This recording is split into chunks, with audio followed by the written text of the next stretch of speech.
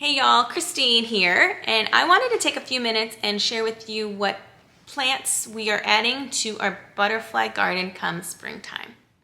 First, I want to show you really quick where the butterfly gardens and the landscape beds will be going for these annuals and perennials we will be growing come springtime.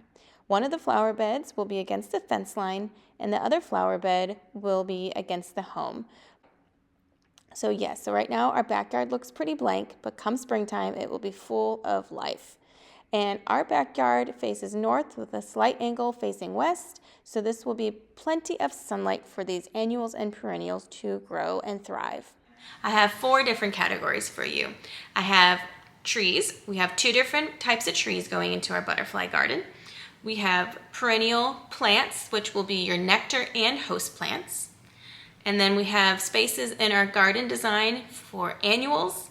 And then we also have some space in our garden for direct to sow seeds. Most of these plants are expected to be easy to maintain. They're supposed to be sun loving and drought tolerant. Being in North Texas in zone 8B, those are high priorities for your any sort of garden, any sort of flower garden. Is drought tolerant, easy to maintain, and sun loving.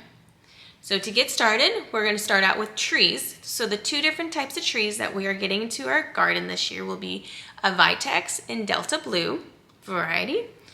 These trees are going to be pretty small because we do live in a neighborhood and our lots are not significantly large enough for anything that's going to grow too large. So the maturity of both of these trees will only be about 6 to 10 feet tall and about 5 feet wide at maturity. So we have the Vitex in Delta Blues, and then we also have Weeping Redbud in Ruby Falls that will be added to our garden come springtime. Next will be your perennial plants that are either nectar loving or your host plants.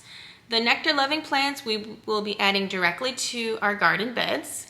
Our host plants for this year will be added into containers. So I'm just going to get started with the host plants. So in container, your host plants that we'll be adding will be our dill and our fennel and our rue. Those 3 will be host plants for your swallowtail butterfly. Then we'll be getting your milkweed, which will be your host plant for a monarch. You got your dill, your fennel, your rue, and your milkweed are going to be the host plants that I will be adding into containers. Next, your perennials that will be your nectar-loving pollinator attractors will be added directly to our garden beds. And we have a butterfly bush in Puckster White, autumn sage in pink and red, which is also a salvia, Aguara and whirling butterflies, your black-eyed Susan, can't forget those, we got several of those coming in, and most of the plants we chose we were able to get more than one, so then we can create an abundant looking, that saturated color, so when your butterflies are flying over top, they can see all that color as they come in to land on our flowers and visit our garden. Same with your hummingbirds as well. Black-eyed Susans, we have purple coneflowers coming in. We have Lantana New Gold is the variety. This is actually a Texas superstar. And the perennial verbena as well, which is going to bloom purple. So in the perennial flowers, we have white, pink and red, another white. We have several yellow, and then we have purple as well. So we covered the trees, we covered the host and nectar perennial plants that will be added to the butterfly garden. And then within the design of the butterfly garden, there will be space for annuals.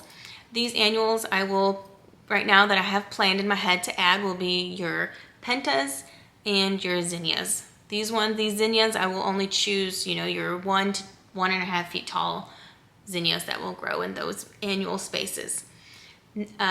There will also be a space that we can direct to sow seeds. So think sunflowers, cut and grow again zinnias, and cosmos will be in those sections. And this year I'm going to aim for some pinks and some yellows and reds to add color for direct to sow seeds. But yeah, we're super excited for this butterfly garden to go in this springtime. So I'm gonna keep sharing videos with y'all and updates, and come back video after video and watch our garden come to life. See you next time.